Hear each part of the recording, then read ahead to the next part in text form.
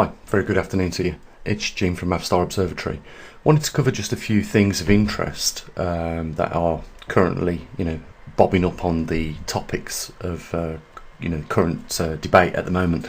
One being coronal mass ejections. Now, for anyone that's not aware, over on poleshiftnews.com, we have a website, a web page dedicated to live solar data. That'll save you going to several different websites, if you're interested in solar data, and you can quickly see at a glance, the conditions of the geomagnetic field and whether we're facing any form of solar storm on the planet by looking at the solar X-rays. There's also KP index and a lot of other things there, and a lot of historical information as well, going back on all the previous solar cycles, back to solar cycle 22, I think it is, or 21. So, we cover not just our main field of topic, which is the geomagnetic anomaly which is taking place, the Earth's magnetic reversal, but a lot of other things. You can check out volcano maps. If you're into looking at the Schumann frequency, you can check out what's going on with that. Lately, we've got some other magnetometer stations from other companies around the world. But one of the questions I wanted to just get through, and before I do, I just want to say huge thanks to those few people that support what we do here. It's a shame that there isn't a lot more people, because we do, provide a lot of information, and generally we provide it free. None of this information is charged for. We don't have, a charge for anything on this website, and we don't mandatorily ask people to support us. It's totally voluntary. But one of the questions I get asked a lot is, can we see some photo equipment and your observatory? Well, it's all on this website. If you look at it, you can see our Trimag system, which is in the loft in my property, and this generally is our observatory. The reason being is, one, it seems like a really good location to have a geomagnetic observatory tracking the magnetic north, and the equipment that we've got is not that sensitive, that gets affected by vehicles that pass rarely, because we are situated here right on the belt of open countryside. If I look out my back window, it is just looking onto the open countryside of Warwickshire, and for that reason it's perfect to have a magnetic observatory based here. If we had the cash and funds, then we'd have premises, but we just don't simply raise that much money where we can afford to purchase a property and have it in the right location for us to do our observations that we do. So my observatory is probably what you've already seen me do when you see me talking live on these videos. That is our observatory. It is my home. And if you wanted to see photos of that, well, I'd be showing you photos of actually my home. Most of the equipment that we use to study the magnetic and geomagnetic activity of our planet is situated in a very isolated part of my roof, actually in the loft space. And it's sensitive to about 1 microtesla or 1,000 nanoteslas, and that's perfect, because the way that equipment was programmed to take data means that even though there might be a plus or minus of 1 microtesla or 1,000 nanoteslas difference in the readings, if something dramatic happened, we'd still pick up on it. So we choose to look at microteslas because, first of all, if we was looking at a scale of 1,000 nanoteslas, you would see that would probably fluctuate over a day of probably plus or minus 1,000 nanoteslas, as does all our magnetometers in different locations around the world show. So what we're looking for is something more than a microtesla in difference, and then there is something there to draw on that. Or if we're looking at over a short period of time in the data where there's been a dramatic change, then we can look on that. And as I've said before, what we really need to start doing now is comparing solar activity with the readings that we get at magnetometer stations, like in Australia, Arizona, or in Canada, and comparing them to see if there's any fluctuations that might reflect pressure on the magnetosphere as we get some moderate solar weather off the sun. and we could see how that affected it, and perhaps use that as a later date as a gauge to, you know, what to expect during some some recent space weather or solar weather related incidents that affect our magnetosphere. I'm sure that if we started to pay a bit more attention to the data, we could probably see that. So hopefully we've cleared up the the questions about photographs of the observatory. Some people would say that's a joke, you know, you're using your home as an observatory. Well, let me tell you something. There are a lot less glamorous observatories which are accepted in science as being proper, perfect stations to study certain anomalies. One of those are buoys out at sea. If you've ever been next to a buoy, and we regularly do every year, we go out to Patchy's Buoy, which is in Cardigan Bay in Wales, on a friend's boat, and you know, we regularly go out there, and if you look at a buoy, it's nothing special. It's probably less, it's not even the same, you know, the size of a family car, yet this is transmitting data to the the master system, wherever that's based in the UK, I don't know, regularly, you know, 2 or 3 times, if not more times a day. And what they're mainly recording is wave heights. And you know, I've got some friends that have been scuba diving in the Scarpa Strait, and the reason why they go there is because of the interest of the Second World War. A lot of German ships were actually scuttled in the Scarpa Strait. But the interesting thing is what a lot of them have seen, in some times of the year you get strong tidal currents, and these buoys get pulled down around 30 feet under the ocean. And they've swam past them plenty of times and told me about these buoys, you know, that have gone down doing the dive on the wrecks, but before they've got to the wrecks, they've passed the buoys that are being pulled in those tidal currents down to around about 10 meters. So, you know, these things don't always stay on the surface in not so good weather. They're usually under the surface. So the point is that that's an observatory. Anywhere where data is being collected at that point is known as an observatory, and we have an observatory, and you know, scientifically it is situated in a good area. You know, that was just by luck. Where I lived was a good area because there's not so much metal coming past as far as traffic. I do have some sensors that would detect that car traffic, you know, that would register on the scale of nanoteslas, but it'd be pointless to put them in the ground. You'd have to bury these things in the ground as well, you know, good 3 foot down, 1 meter down under the soil. They would have to be away from any form of metal that is moving, otherwise it would disrupt it. And I have got those sensors. These sensors are very expensive, and they're made by a company that are bespoke in very, very sensitive magnetometers. And one of the days I'll show, in fact the next time I do a video where you see me talking, I'll show you these sensors. And like I say, they're very, very sensitive. If you put 3 of these sensors together, you can actually pinpoint the location of the magnetic north pole very accurately, similar to how we use the Trimag system. So, you know, that's our observatory. I thought I'd just talk about that a little bit, but what I wanted to talk about more now is solar related, and that is coronal mass ejections and what you can expect. And there's a lot of things we know about CME'S, or coronal mass ejections, but there's also a lot we don't know. And recently I've been on a few other YouTube channels where they talk about these things pretty much every day.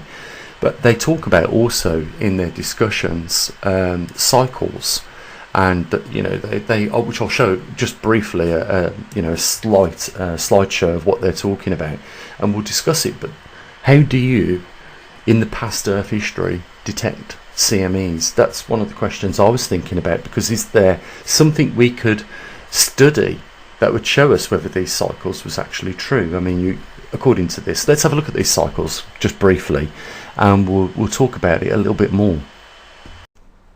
So what I've done here, guys, for you is I've recreated somebody's chart which they published yesterday on YouTube, making these claims, and I just wanted to go through some of these claims with you. So every 11 years there's supposed to be a times 10 X-class coronal mass ejection arriving facing towards Earth. And on March the 10th 1989 we did indeed have a X-class. Not sure if it was at the level of 10 or the magnitude of 10, but we did have one, and it did cause some problems over in the United States with the fact that it did show us how dangerous some of these events can be by blowing up a transformer at a nuclear power station. You could just imagine the shock of that occurrence. Again though, we have to look at what the claim is being made here, that 11 years we see these cycles. Well, this is 1989, almost 30 odd years, or more than 30 odd years, and yet we've not seen another event since then. So the first claim is questionable. Then there's another claim of 150 to 200 years we will receive an X-type 40 class, or X40 magnitude class CME.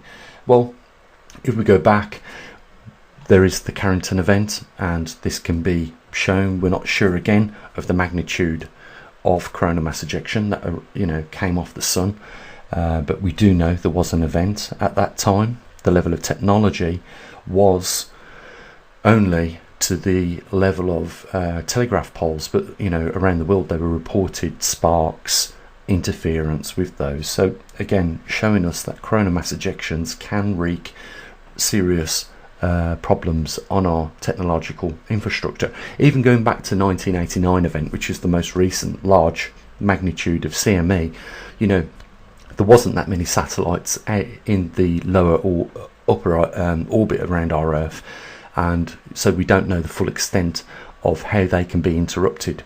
But if we probably had the level of Carrington event type magnitude, it's not good for our technological rooted systems that we've got today, because they affect all of the electronics.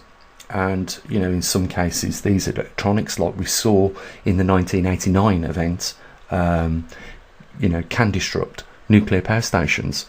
That's not good by any means, but there are also the effects that they can have on nowadays the modern infrastructure of satellites. I mean, we saw what happened to SpaceX's satellites as they all come out of the sky with a moderate coronal mass ejection.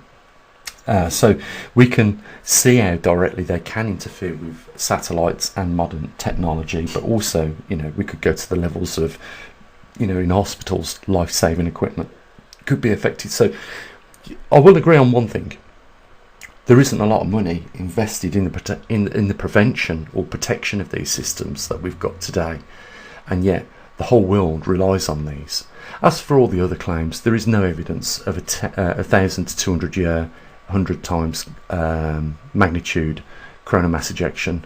Likewise, a 3,000 or 6,000 year. There is just no evidence, and there could not be any evidence to support these cycles, because it's very hard to detect. Even in core samples, I don't even know that they go about it, because you'd be looking for such a small event that it'd be almost impossible in that micro sliver of that core sample to detect a higher count of radiation. How would you do it? I don't know. And this is one of the things I was looking at. Perhaps maybe in the future something could be done to analyse the historical core samples, where we could probably find out whether or not these cycles exist. But these things are pretty random, and for anyone to make any prediction on cyclic events is going well beyond the science, in my view, because there is no evidence to support it. What I do like about this article is that it shows that Richard Carrington ascended into his private observatory. So he was probably a guy like myself that carried out a lot of his work from his home observatory, and obviously led to one of the biggest discoveries in coronal mass ejections, noting and recording one of the largest ones that we've had. And It just shows that you don't have to be working for these big organisations like the European Space Agency, NASA, and all the others that I won't mention to make important discoveries. Maybe one day, you know, through the study of the geomagnetics that we undertake here, you know, we might have a place in history. You just never know. Again, the first claim on that chart we was looking at that was published yesterday by that person falls short of being a cycle, because if it had been a cycle, then we would have seen another two, at least 10 class magnitude CME'S come off the sun and be Earth directed, and that's not the case. You know, there is only one that has happened in the last 30 years, so therefore it's not a cycle. We have to be careful when we class things as cycles, because cycles should be like clockwork. We should see them repeated in history, and the longer back in history that these cycles go, the more substantiated they are. And you know, I can show you cycles of the Milankovitch cycle, which causes the glaciation period, quite easily, which I might do at the end of this video. But the point is that you have to be careful of unscientific people making specific claims. And it's no wonder he's not liked by any scientific community on this planet. And even it's laughable because he claims to have his books, which are not written by any scientific minded person but himself, and he claims that these books are being taught in universities in America.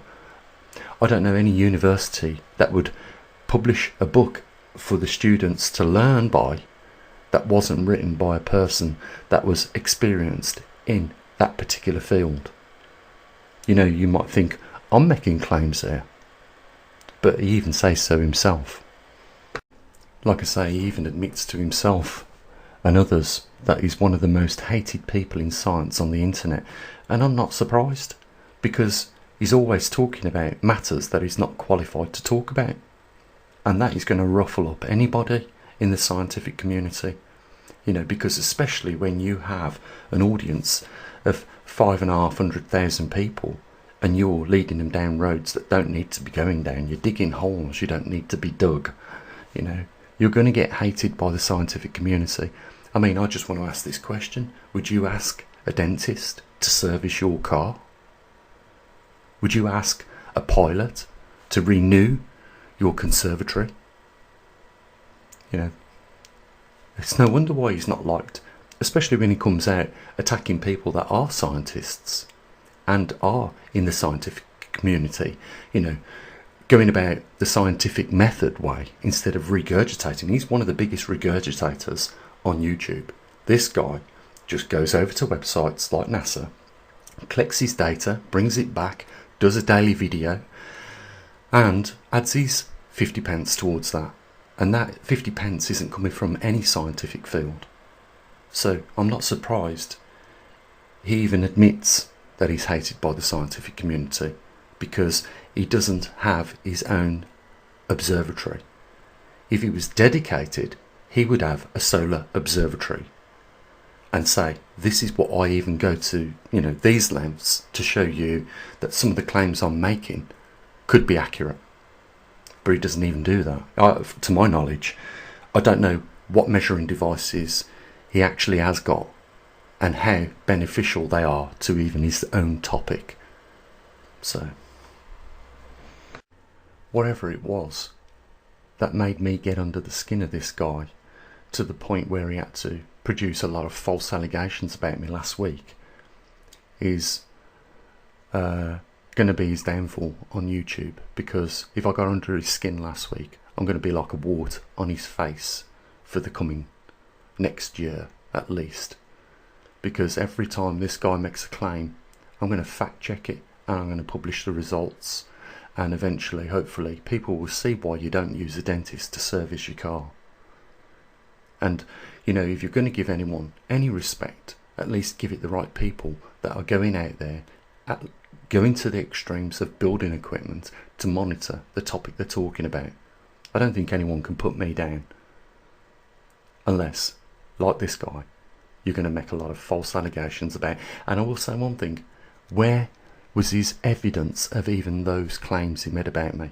I've asked him to produce the actual evidence of his claims. He's accused me of a lot of things, and he said in that video that he didn't mention my name, but you can clearly see where he mentions my name when he's under question by even his own subscribers. You might think it don't matter to you guys. Why are you even going to this level, Gene, to explain this to us? But it does matter.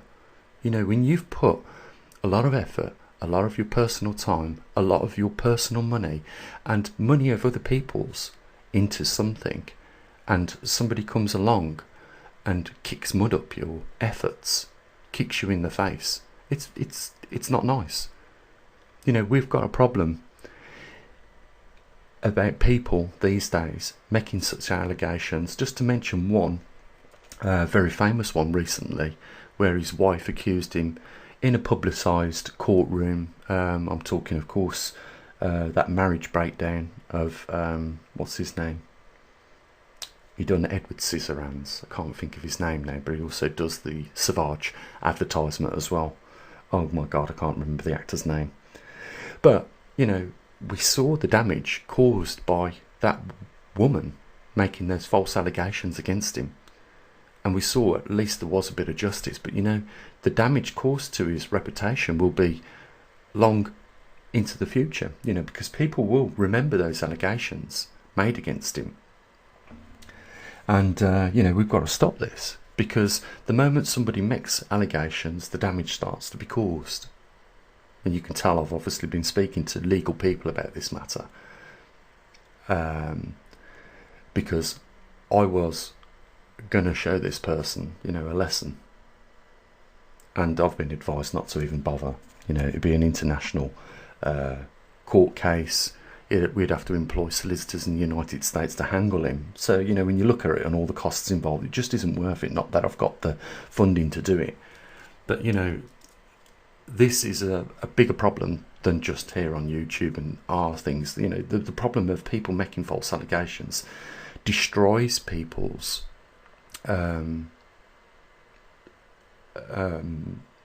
careers, you know, by the allegation. And even when the allegation goes to court and it's proven to be a false allegation, it's too late because the damage has been caused. You know, we've got to stop this sort of behaviour, and it is occurring more and more, because in 24 hours of an allegation coming out about anybody, you know, it can take their career down. And even if it's wrong, and in this case it's completely and totally and utterly wrong. I'm by no means the first person he's attacked. He attacked Dutch Sense. He's attacked lots of other channels as well. It seems anyone that comes close to a topic of his interest, he goes out after them and tries to corner that particular part of YouTube that discusses such topics. You know, he's not a very nice person from what I've seen. I've seen him attack even his own subscribers very rudely. I just don't know who he thinks he is, but all I sort of say is he does not improve the community of people out there that are seeking the truth. And you know, if you didn't notice, I go to a lot of trouble to find the facts, the actual facts, and I try not to speculate too much. And when I produce theories, I say that these are theories. The theory that he got all hoity-toity about was the theory of 40 degrees coming within the next 9 months, and he said, even in his own rights, that he debunked it. And you know, I said to him, you know, or I said to our subscribers, this is something that can't be debunked, because in order for you to debunk it, you'd actually have to know what it was that was generating the magnetosphere in the core of our Earth. And as nobody has ever you know, concluded what that thing is in our core that they call the magneto, that generates the magnetosphere, then you could not debunk that theory. The only way we would have to find out whether there is any likelihood of that theory coming true would just be, you know, the test of time. But, you know, if people like me don't come up with theories, you know, during times of rare anomalies taking place like the magnetic reversal, if we don't cover every aspect or plausible aspect, then We're not going to know, in what scenario we're going to be dealing with at that point in time when these, large anomalies take place. At least if we've got some ideas on the table, we could say, well, we could be looking at this, we could be looking at that. And for that matter, at least we've got some idea. Truth is the last time this Earth went through a completed magnetic reversal was 780,000 years ago. And even if it had been 500 years ago, we wouldn't have had the equipment to record what was taking place, other than mere observations. At least this time, when the Earth does go through a magnetic reversal, if our observatory is around by that point in time, we'll have a recording of every 3 seconds resolution of readings showing us what actually took place. And I will just say there will be benefits, even if my theory is wrong. In 9 months' time, there will be benefits, because we will have learned that this was not the case. And a little bit later on in the next few weeks, I'll just go through some of those scenarios. If that theory does not hold up in 9 months' time, we'll go through those scenarios. And I think you'll find those interesting. But all I want to do is set the record straight for science, for the future of science, and scientists, guys that have taken their time out to study a particular field of science. These guys that, not just merely go onto the websites and make claims and, in some circumstances, now this is a reality of the world we live in some circumstances, earn more money for not having the qualifications, doing a YouTube channel, than those that actually work in these departments. I think that's an injustice, but it's an injustice that we see a lot of these days. You guys have saw it probably at your workplace, where people that have been given the promotion were the least likely people that could do the best in that role. Yeah, they got it. This is the world we're living in. And it's just another example. We give people like Barack Obama Nobel Peace Prizes, and what I question about his Peace Prize is that the woman that smuggled out hundreds of children in a wheelbarrow or a toolkit during the Second World War in a concentration camp was an equal runner-up for that Nobel Prize. And you know what? That almost brings a tear to my eye, so I can imagine you could feel that pain as well.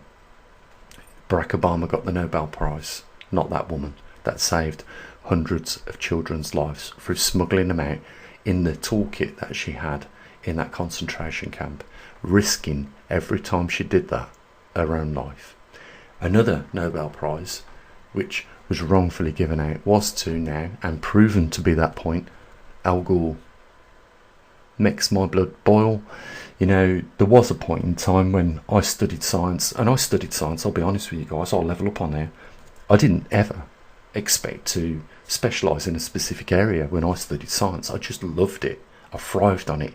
And I was talking to my partner this morning as she was going to work. I said, I studied science because I had a legitimate interest in it. I said, I don't understand people studying their chosen education if they've not got a passion in it. I said, I found, because I had a passion in that subject when I was studying science, I sailed through it. I enjoyed every month of it. Even the continuous assignments that you had to do and the exams at the end, I thrived on it. And I don't know how people that are studying a subject merely for the money aspect, how they can get through that course, because it must be like having a tooth pulled every single day for them. But it weren't the case for me, and I certainly didn't do it to achieve a career in science. I just wanted to have, a good background of the taught science at the time. And I will just say this, because I know some people will pull me up on this in this video. I understand. What we have to agree on, or I know some people would disagree on, is that, we are taught a certain amount of information that is current at the time, and that does change over the course of time. So, like, there's some laws in science now that have actually been found to not be so rigid and structured to be called a law, a scientific law, and therefore it is proof again that science is an ongoing thing and is based on theories until the other theories are proven wrong and a better theory replaces that. That's science, and that's why we all have mobile phones today, because of these scientific laws that we found. You know, the repeated experiments that show that that is, you know, scientifically proven. You know, and I believe that if you follow the scientific method by at least recording what you're seeing at that time, then you can then make possible future predictions based on that.